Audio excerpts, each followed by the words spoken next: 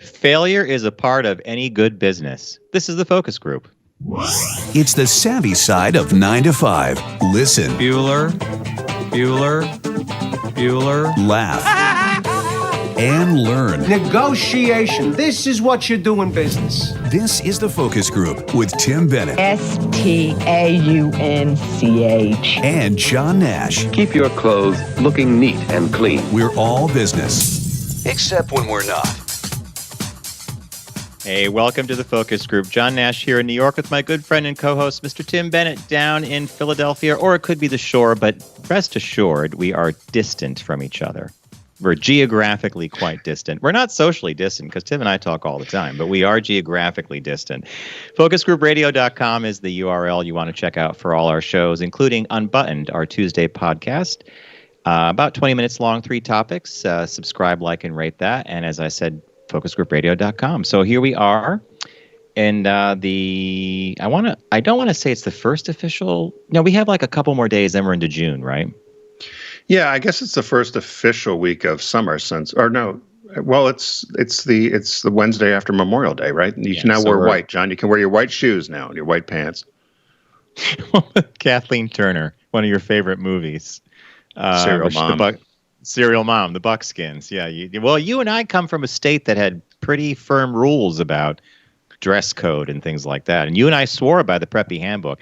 And then in life later, Tim got to meet and become friends with Lisa Birnbach, the author of that book. She was our personal hero, right? As did you. Yeah. Remember that day? That was the one show I wanted to go to, and Amtrak stops. Remember?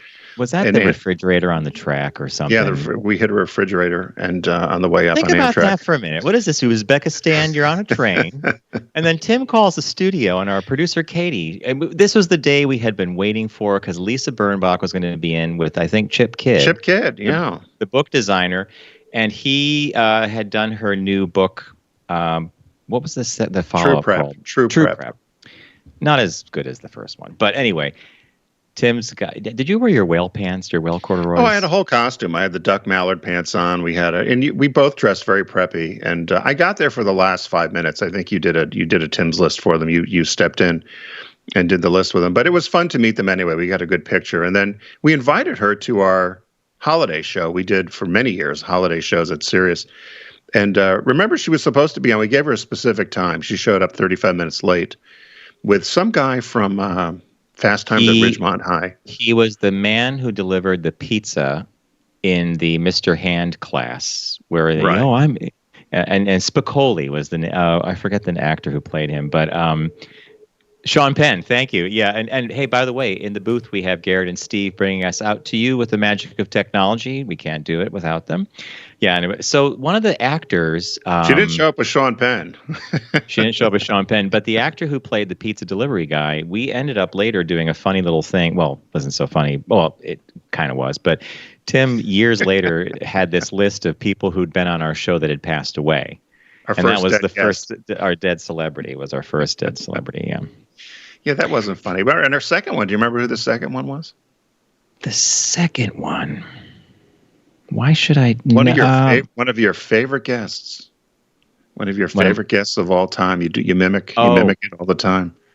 Gene Nidich from Weight Watchers. When you are obese, you shop with other obese women at Lane Bryant.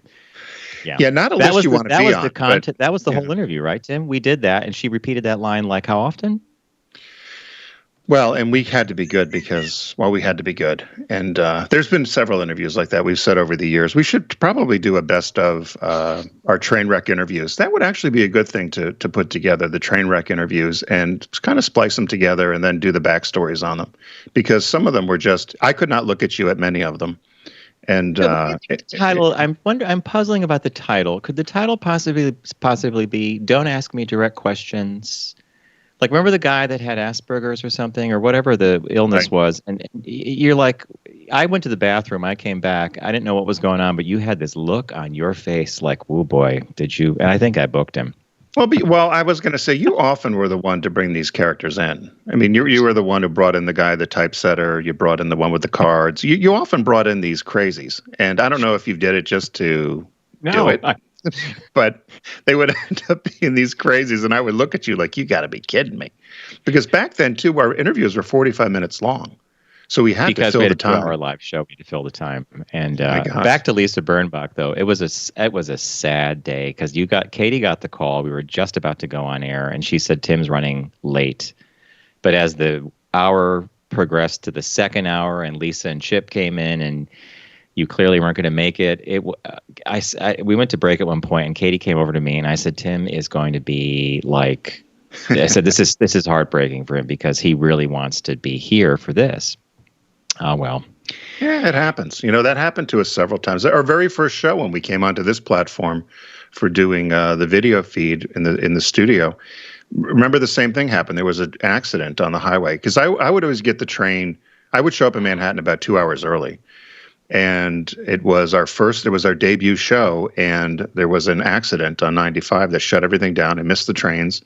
I think we got in there exactly 5 minutes before or something, but no, sometimes with the train, you never, and you were always a pro, you were able to handle it and go forward, but it's, you never know what's going to happen. Guests don't show up. That was another thing. I actually think that first time we ever did the video broadcast, I think it really worked because you just came in cold. You had no idea what was going on. You had not even seen the studio. I had toured Compound, and I had checked it out, and I met with the folks there. And so this was new to you, and I think that maybe that was this really. You gave a great performance too. You sat right down, you looked at the camera, boom, and you had never done it before. So had you had the time, you might have not, done such a great performance. I don't know. You could overthink it. Yeah, you could overthink that stuff. So, question for you, and this goes to everybody. Last week, early in the week, I thought, Thursday was the 40th anniversary of the release of The Empire Strikes Back, one of my absolute favorite Star Wars films of all time. It even eclipses the first one. That movie, as you know from my Facebook post, I would drive down to Orange, Connecticut on a moped. I don't know how you did that. I know did we talk about that? Did you go on Route 8 in that moped? Partially through Naugatuck, and then we would take side roads. But yeah, of course, we had a little different traffic pattern back then. Anyway, I had determined that Thursday was going to be my day. It was going to be my Star Wars day. I was going to do work, then I was going to watch the movie, and I had a model kit I was going to build, something stupid like that. But I woke up, I had this migraine thing. The day went off the rails. It was not a good day. And later, I saw our friends Pat and Gary for dinner over the weekend, and on their patio. And I mentioned Thursday, and Pat said, "Ooh, Thursday was a wickedly bad day for me." I said, "Well, what happened to you?" And through the course of conversation, I discovered that all of us, at least every 2 weeks, are having these really down days. Have you experienced this?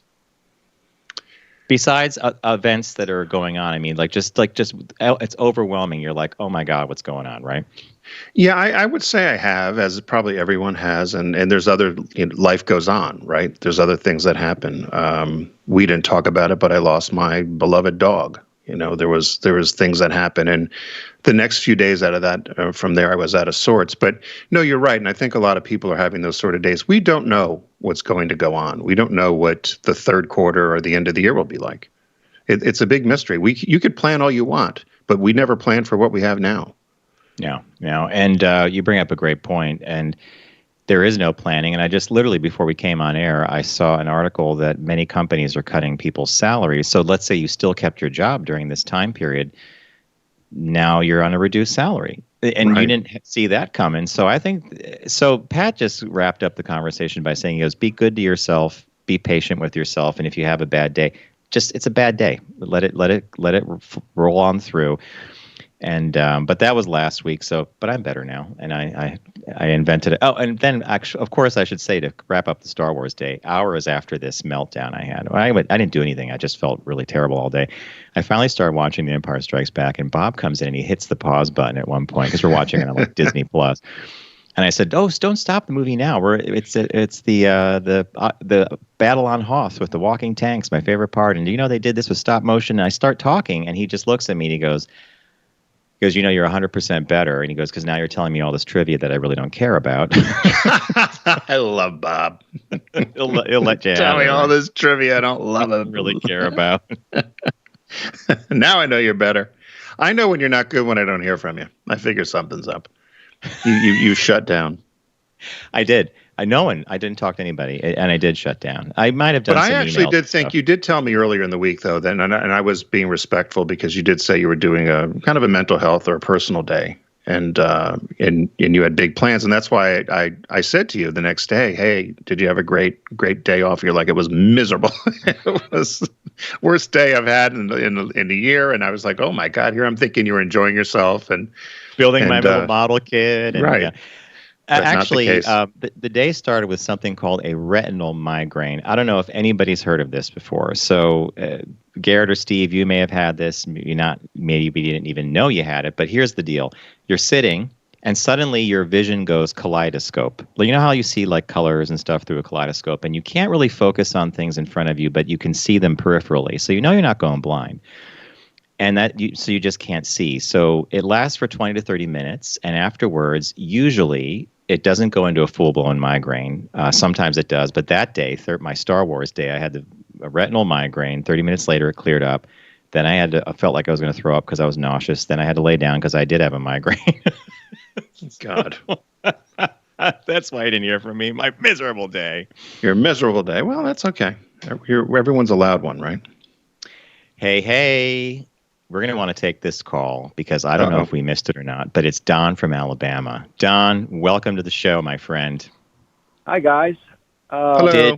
I did not watch. I have not been watching. Are we successfully in orbit with the Dragon X? Nope, launch will not be until about 3:23 your time. I'm looking outside. I don't see it. They have moved the crew to the launch stand and are beginning the loading process. But no, we're still about 2 hours away, plus or minus. And are you for everybody that's listening? For everybody that's listening, SpaceX, private company, is going to be putting 2 Americans into orbit for the first time in 11 years, I think, since we retired the space shuttle. Let me clarify that just a little bit.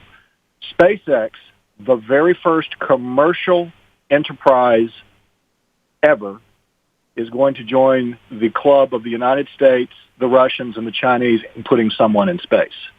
So today will be the day, if not today, Saturday will be the day that private enterprise officially enters manned spaceflight. It's pretty cool, isn't it? This is not as momentous as, Apollo 11 on the moon, but this date will go down in history, as one of those major milestones in the evolution of space exploration. So where are they going? They're going to the space station. They're going to the International Space Station. So how come we don't know the names of low these? Earth orbit. Why don't we know the names of these people? Has it just not been publicized enough? Because usually you know who's going up and they talk about it. I haven't seen much news about it. They are both former shuttle pilots. Yeah. The mission commander was actually the pilot of the last space shuttle mission, and I apologize, but I am having a momentary lapse in Doug Hurley and Bob Becken. Correct. Becken That's right. was a shuttle pilot, but they've both been shuttle pilots before. So, hey Don, are you? So the history of this SpaceX and what they're flying is the Dragon capsule. So it's the new method of getting people to and from. They have had some failures with this, not as bad as Boeing's Constellation program. Yep. But are you worried at all about this? Like, I would hate it. I would hate for anything to go wrong. I want this to be a perfect launch myself, and I'm sure everybody does too. But any misgivings? Well, there is, it's space flight. There's always a risk. You're dealing with complicated machines that have, literally millions of parts. I will say that SpaceX has, with 2 exceptions, managed to exceed expectations in every case.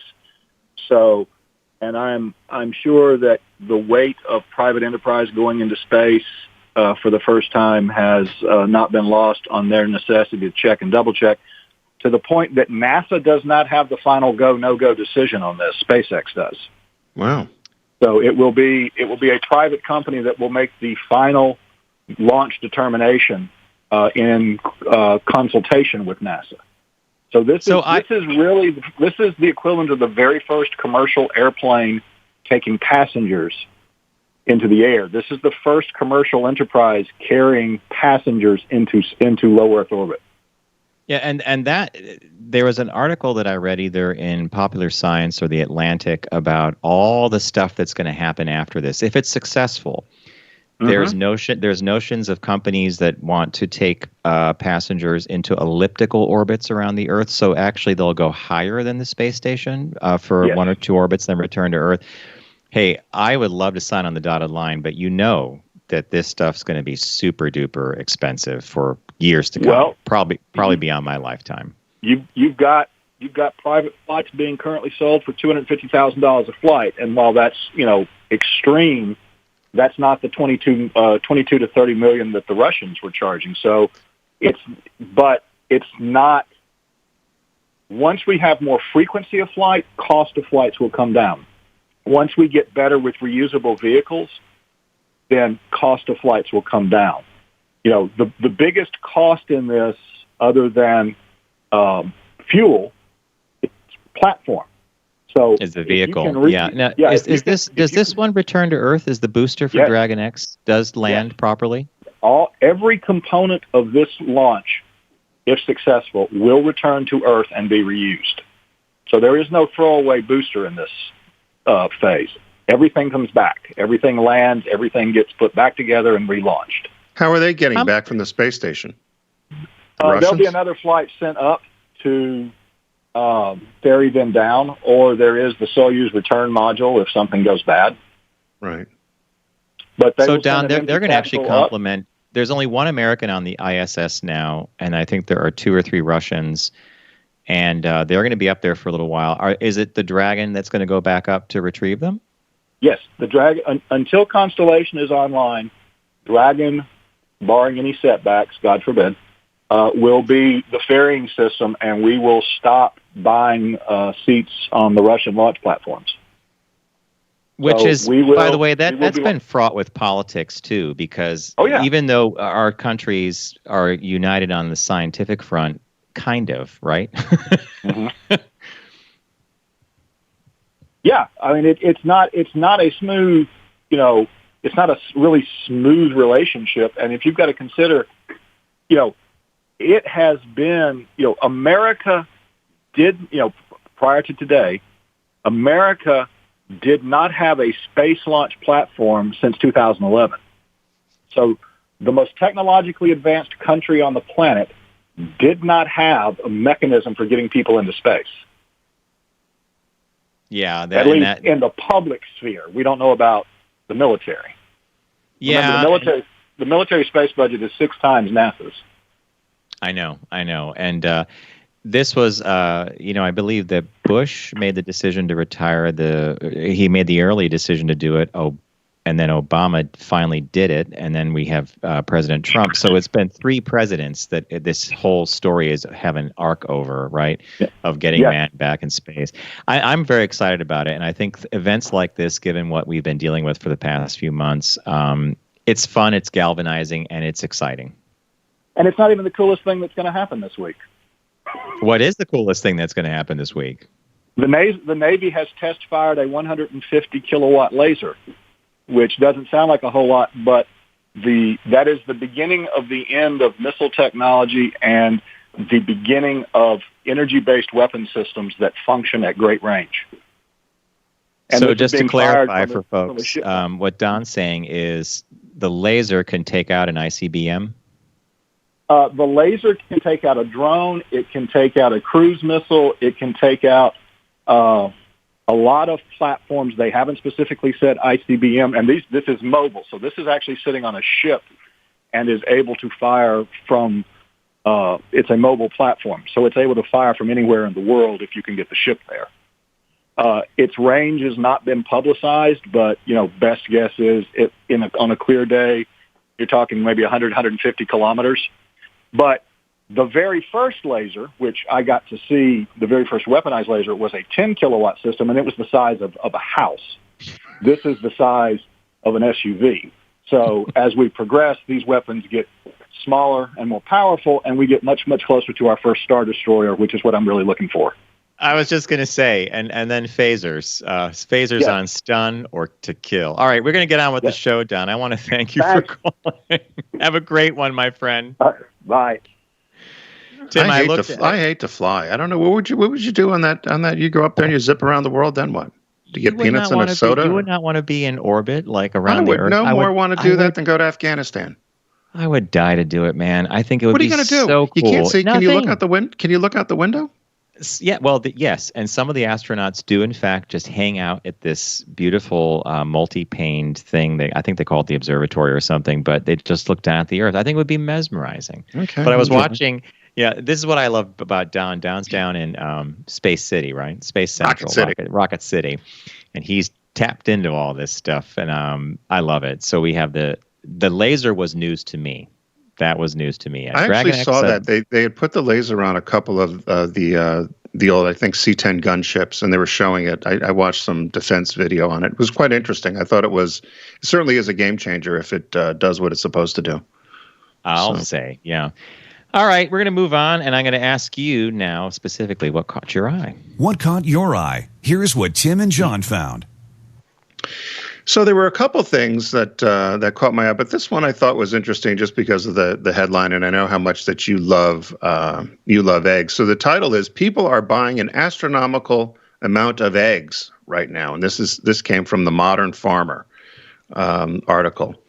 And so what they're saying is that in the past months, past 2 months, the sales of eggs have gone up 44% in 1 week in March.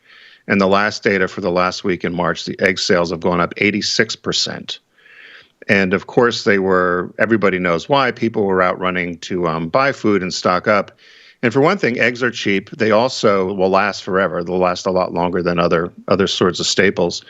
And they said the other reason they think is because while many people didn't celebrate Easter or didn't do a lot of Easter egg dyeing, a lot of people are at home trying to be cooks again, right? So they're trying to make cakes and pies and brownies and all kinds of things. And so now they're buying a lot of eggs. Eggs have gone up in price, though, as well. Eggs have spiked they're now average $3.09 a dozen. I've never bought eggs for $3.09 a dozen. Have you? I always get the organic eggs. I thought that was cheap, $3.09, but that's nationally. Okay, so I'm used to paying more than that, and so are you. I'll just say that. Yeah. So they said that it is a cheap alternative for getting your protein. It's also eggs are also great in terms of ease. Who doesn't know how to make an egg? If you don't know how to do anything, you can certainly make an egg. And so there's the easiness there. And they also said it's part of the trio of items that grocery stores use as staples. For instance, before every winter storm, what do? You get eggs, milk, and bread. So they said that in terms of people shopping, when they're in there, they're always going to grab eggs, milk, and bread. So I just thought that was interesting. They said there is no egg shortage. There's going to be no egg shortage. There's no threat of an egg shortage. There's plenty of eggs, but the sales have gone through the roof. So that's what I'm part of that problem. I've always eaten, my egg habit. Love an egg.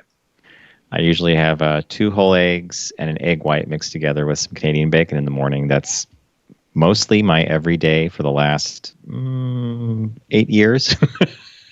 That's kind of crazy. Do you really have the same thing? You have the same thing every morning?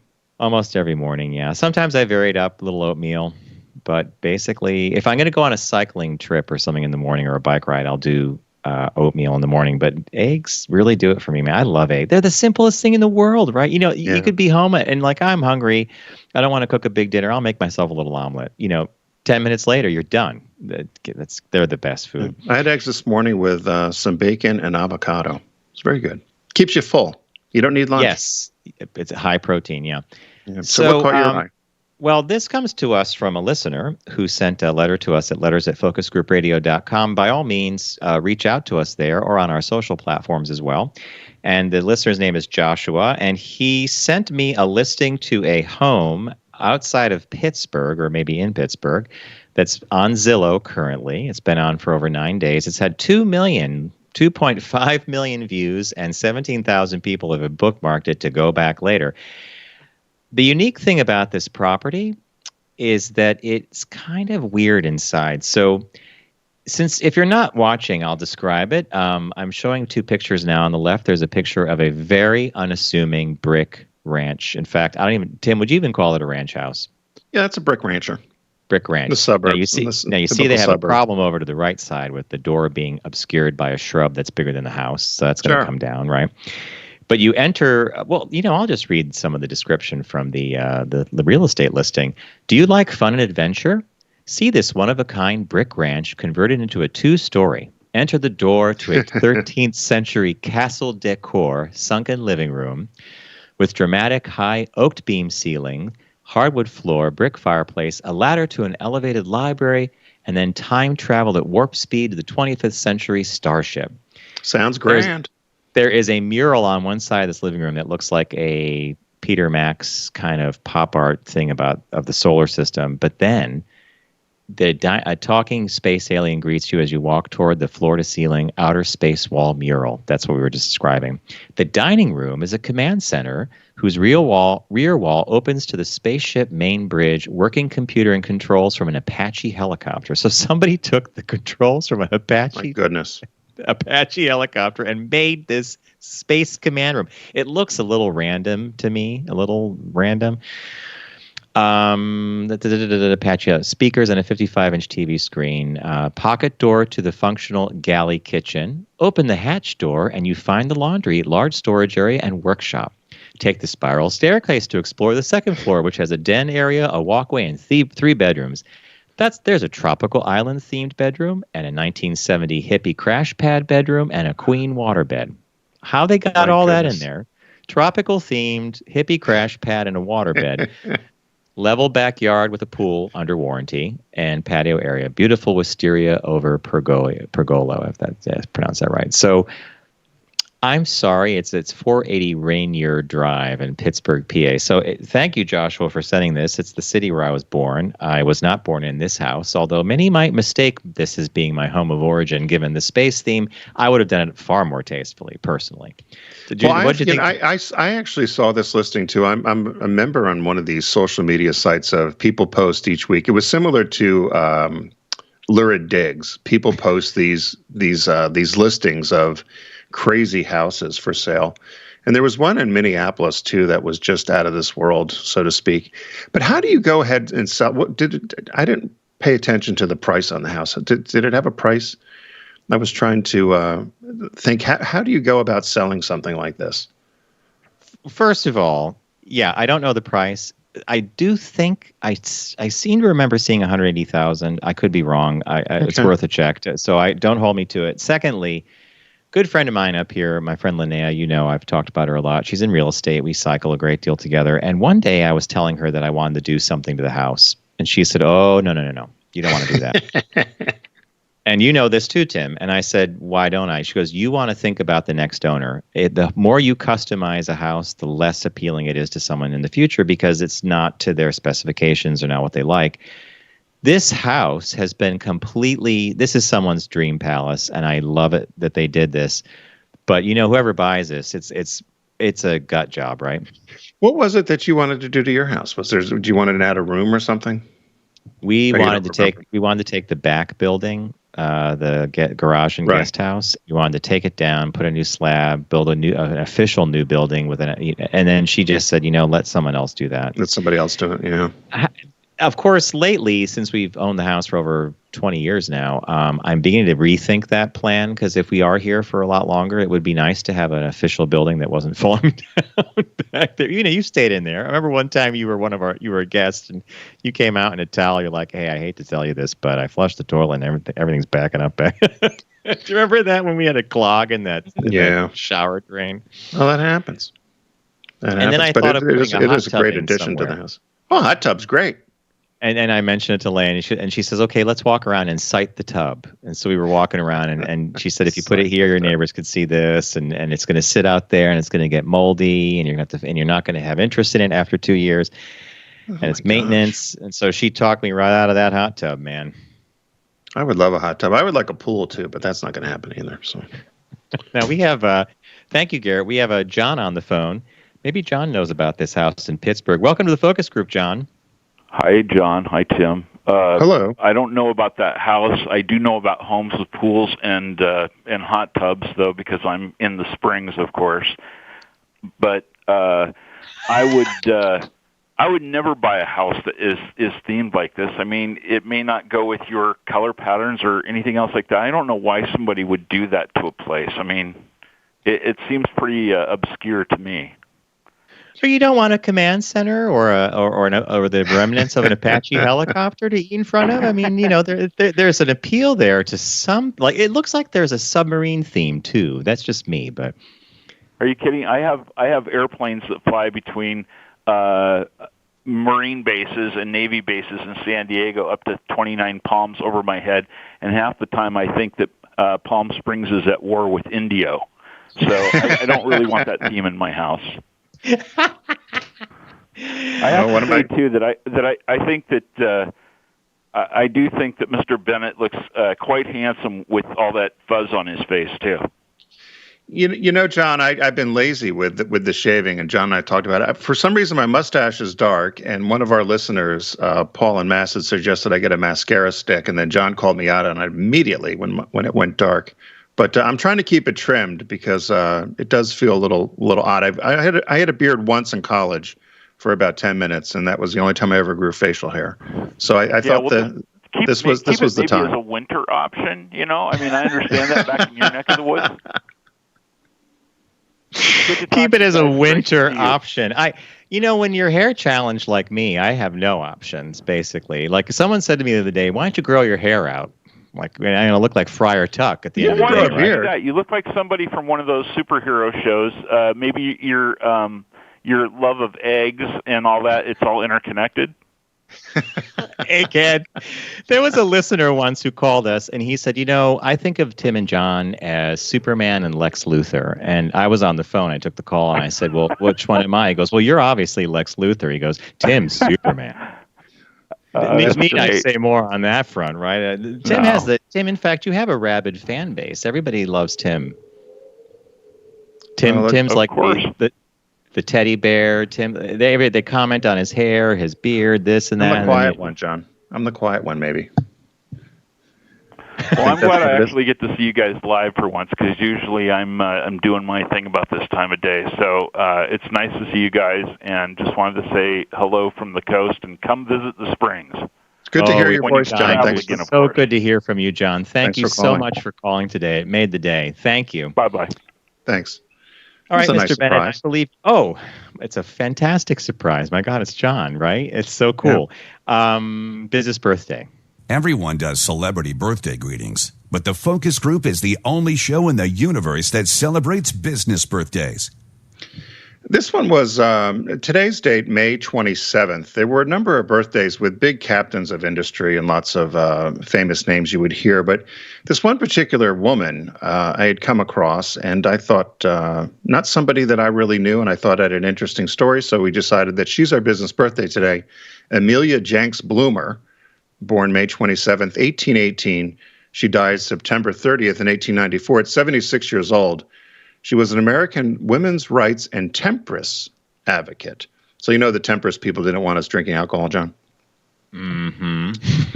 So and she was very religious, but what she was really known for is her work with Lily, which was a magazine or a newspaper. She was the first woman to own, operate, and edit a newspaper for women. And she was initially based in New York, and ended up moving out to Iowa, and was very much a women's rights advocate, and was most known for she wanted to reform the way women dressed in the 1800s. And so she had got a message from somebody about wearing something called like pantalones or pantaloons, things that they would wear in Europe, and would mix those with some sort of a tunic. And so she advocated in her newspaper that women should wear these things because they were more comfortable. And that's where we get the name Bloomers from, because of her last name, Bloomer. The minute you brought this up and the picture came up, I'm like, this can't be the person they've named Bloomers after. I thought it's like a Jeopardy question. It's almost too obvious. But true to form, it's the woman they named Bloomers after, right?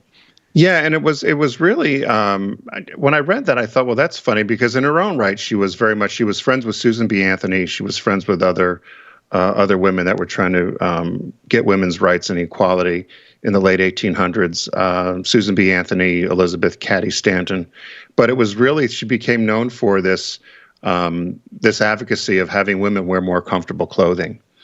And so that's how the bloomers came about, or she got the name of bloomers. It was actually somebody else that invented them, but they were tagged with her because she's talked about it all the time in her newspaper. She ended up changing her mind, though, in the late 1850s and decided when Crinlin came out that was going to be comfortable enough. So she stopped wearing the as she called it, the bloomer costume. It was a combination of a tunic and pantalettes, Panteletts. The bloomer costume. She actually called her own outfit a costume. You gotta love costume. That, right? Okay. So it ended up. The costume was worn publicly first by an actress named Fanny Kemble. She was an actress out of New England. And they said it was modeled after trousers worn in the Middle East and Central Asia, topped with a short dress or skirt and vest. But here she was. She was a way ahead of her time, obviously. And there's statues and parts of Seneca Falls in New York have her house as a National Historic Landmark, and a bunch of other places. She was in the National Women's Hall of Fame. She's gotten a number of other awards. And somebody recently in 2002, the American Library Association has produced all of her old publications. And they said it's significant feminist content for young readers and a good look back as to where the whole civil and equal rights movement started for women back in the 1800s. So happy birthday to Amelia Bloomer. of Bloomer fame. In case you happen to be wearing, they even had women used to actually wear bathing suits like that. They had the skirt thing and those pant things way back in the day. Now, I always thought bloomers were like, oh, well, there's your bloomers, right? It was like underwear, weren't bloomers? Yeah, that's what I thought too. Yeah, like some kind of blousey underwear, right? Right. Yeah. Good business birthday. Yeah. So hey, we're going to take a quick break. When we come back, we have a shop talk, and John found this. It's an interesting chat about failure and some of the business ideas from the founder of Amazon. So stay with us.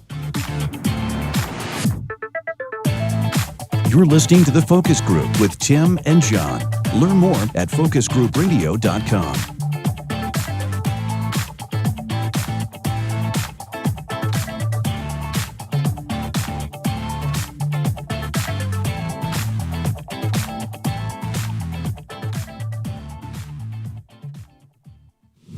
Focus on the savvy side of 9 to 5 with the Focus Group. Try, really try. Listen, laugh, and learn with Tim and John. I never try anything.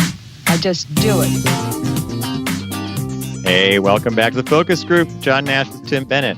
Try, really try. Believe, really believe. What was the other one we're missing there, Tim? Try, really believe, really believe.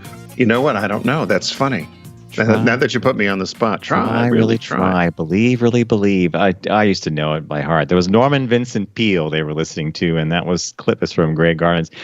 As Tim teased at the beginning of the break, a little article that I teased at the beginning of the show about failure as a part of every successful business came across an article that featured Jeff Bezos of Amazon fame, and it goes like this. The headline reads, Jeff Bezos to exec after product totally flopped. You can't for 1 minute feel bad.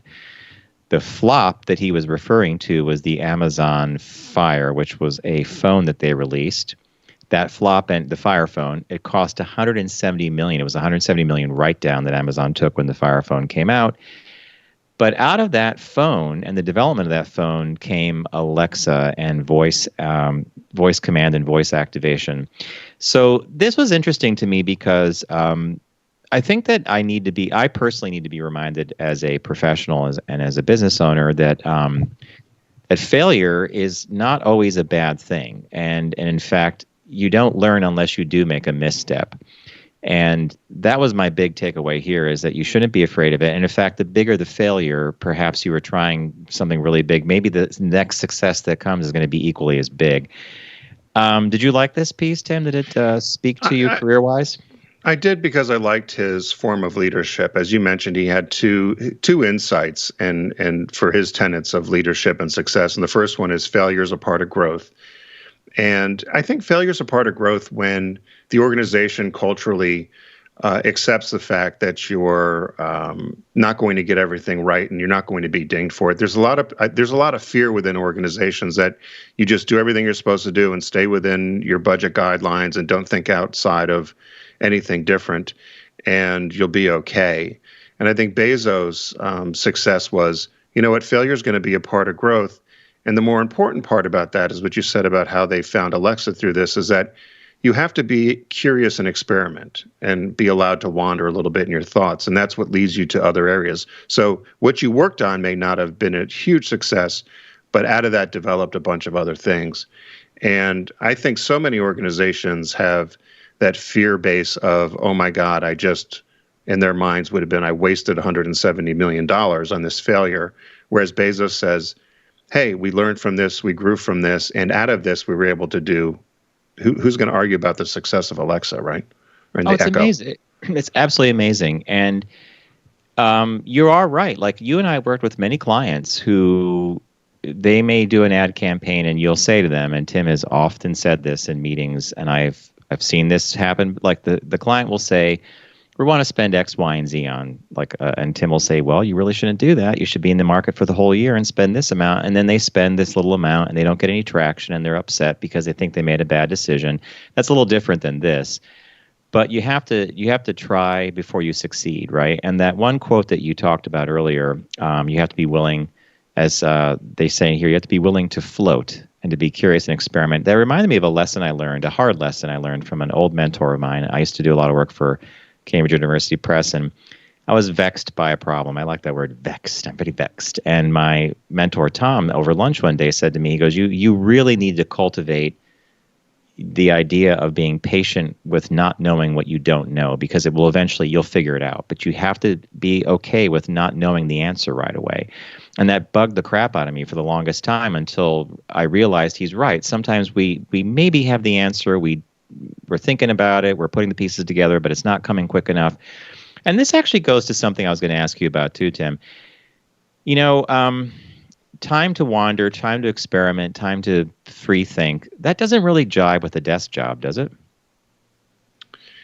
You know, it's difficult to. It reminded me a lot of how Subaru, back to my corporate days as an example, developed the Outback. There was people initially thought that was a crazy idea to take a passenger vehicle, which was a station wagon, and modify it to have all the characteristics and capabilities of an SUV without the downside of a truck or four-wheel drive versus all-wheel drive. And so a lot of that was done by not being at your desk, right? It's about talking with consumers, being out in the field, and not being strapped to the conventional, you're here from 9 to 5 and then you leave and you're just a cog in the wheel. And that short stint I had after I left Subaru, you remember my frustration of being the company culture there was you had to be strapped to your desk. You couldn't even go out for lunch, which I think was a real mistake. And you do your best thinking. You've said this all the time. You do your best thinking when you're away from the desk or you're on your bike or you're doing something different. It doesn't mean you're not working. And that's what I'd never understand about people. And I think in this new time that we're in right now is that I think they're finding out that people are more productive. They're seeing it when you're not necessarily strapped to a desk or in an office with all the other things that come with that, right? But there are ways you can be productive that don't require you to be in a specific location. And there are ways to be productive and effective. So I like this because I thought it was a culture that I would thrive in because it wasn't so strict and stringent in terms of, I don't like rules. So no, and I also had a very stark memory of a couple of years ago when I took my animation program, which I really, really loved to death. Those 2 years were great, but there were some down moments when I was afraid I wouldn't pass. I got to pass. I think about it now. Why would you think you weren't going to pass? You worked your butt off on that. Yeah, but one time I had a particularly low point and I had this really bad critique and I spoke to Tim. He's like, what's going on? I said, here's what's going on. I got this critique. And you listened very patiently. And then you said, which is one of the reasons why we're great friends and I love you so much, you're like, you just said, well, isn't that the point? And you so surprised. And I said, what do you mean, isn't that the point? And you said, well, you're learning. You're not supposed to get it right out of the box. You're supposed to fall down and pick yourself up again, and you're going to get it better. Then you'll figure out next time. It made my brain, like the gears just stop spinning when you said that, because I'm like, it was such a good observation. It reminded me that, yes, this is a school thing. It's a project. Right. It's not life. And in fact, that shot became one of the best shots I ever did. That once I figured that out, and it was because I failed at it to start. So, but I had to have you say, isn't that the point? Aren't you learning? Well, that's a schizophrenia of working in a business anyway. Is that there's a emotion and personality play a part into it, and people get very emotional about their work and invested in their work. And you as a creative person are very much that personality. And sometimes I would always say to you over the years is that it's not personal. If someone doesn't like a campaign you did, or someone doesn't like a headline, or someone doesn't like an ad, it's not that they don't like John Nash, but they're also paying for you to help them find what they like. And that sometimes it might not be exactly what you like, but your job or your service would be to try to satisfy the client that way. And sometimes I think people overall take that stuff too seriously. It's just business. It's not personal. When people make it personal, it becomes an issue. But a lot of times, if you just say to yourself, you know what, this is a business situation, and we'll move on. So I recommend that everybody have a Tim Bennett in their life. You need that kind of person to call to remind you, and you've done this at least, I don't know, 100 times over the last 20 years of my business career.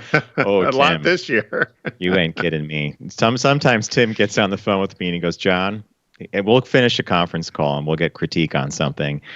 And usually Tim and I quarterback these calls. Like, so we'll finish and I'll call him right back, or he'll call me. Oh boy, did you pick that up? Did you get that?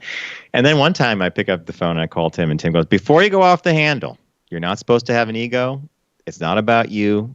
We're going to move on and fix the problem. And he got my mind straight right away, right? Yeah, no, hey,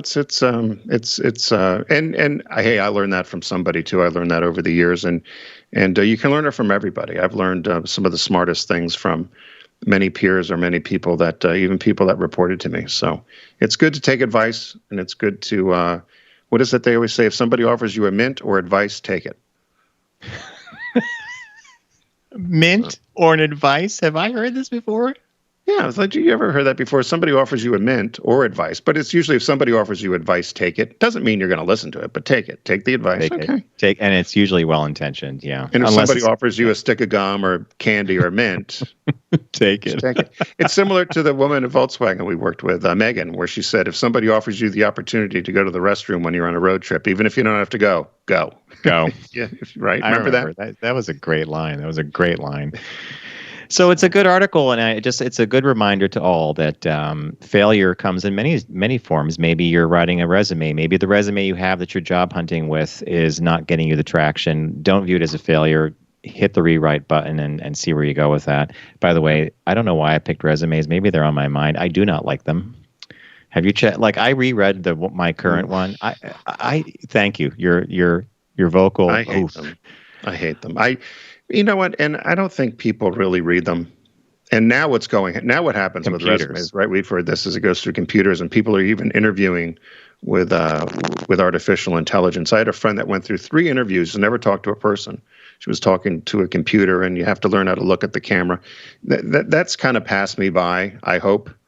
But Tim, we pray that you didn't tell me the part where she had to look at the camera. I know what you're talking about. And when she was concerned because that was the feedback she got, was she didn't have good eye contact. She said it's a computer screen eye contact. And she had to be looking right at the red dot or the green dot, right? Which I have a problem doing. But so she had to practice looking at the green dot for the next interview. And she finally said, "Can I just talk to somebody? Can I just actually talk to a person?" But yeah, that's what's happening now, which I think is horrible. And listen, I used to interview hundreds of people each year, and you scan a resume, but you really know when you have to meet somebody face to face and talk to them and decide whether you think you like each other and you want to do business together, right? I mean, that's what the bottom line is to me. I think so. I think the so. resume is And usually just a bunch of made up platitudes. Yeah, and keywords now. Keywords. Yeah. Like I reread mine. I thought I don't even know the person. This is not me. I have to grapple with that at some point, but not for a while. Anyway. No, hopefully not. Hey, we want to thank everybody for joining us today. Thank you, John. Thanks to our boys in the booth, Garrett and Steve. Thanks for our listeners, John and Don, who called today. We always love when you guys call. You can call the numbers on the bottom of the screen there. Be sure to find all of our audio and video programming at focusgroupradio.com. And be sure if you head over to our social media to watch us live, that you like us over on Facebook. It's Focus Group Radio. It's the same at YouTube. Our YouTube channel is Focus Group Radio. And we'd like to have you guys joining us every Wednesday live at 1 p.m. East. Also, be sure to catch our podcast, which is TFG Unbuttoned, which you could also find at focusgroupradio.com. Comes out every Tuesday morning. It also gets put up on our feed at Facebook as well. So we hope you all have a great week and you have a good start to summer. And we'll see you next Tuesday, I think it is, isn't it, John, for Unbuttoned? Everyone have a great next Tuesday, correct. Right. Don't text and drive, arrive alive. I think you messed it up last week, John. Now I did. Have a good week. It's The Focus Group with Tim Bennett and John Nash. Accessible on all platforms. Subscribe, like, and rate us on your platform of choice. Learn more at focusgroupradio.com. That was a stunning focus group.